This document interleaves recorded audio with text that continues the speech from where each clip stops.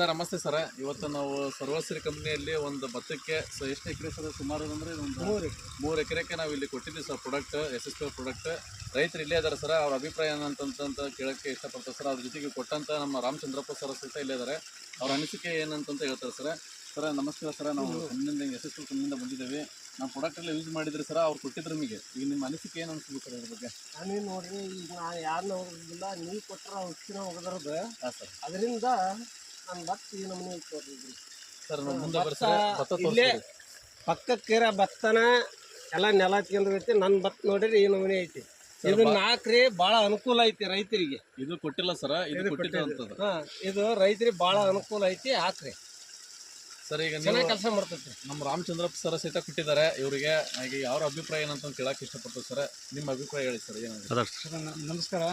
ನಾವು ಈ ಪ್ರಾಡಕ್ಟ್ ಕೊಟ್ಟೋ ರೈತರಿಗೆ ಒಳ್ಳೆಯದಾಗೈತಿ. ನೀವು ಯೂಸ್ ಮಾಡ್ಬೋದು. ನಾವು ಹೇಳೋದಕ್ಕಂತ ರೈತರೇ ಹೇಳ್ತಾರೆ.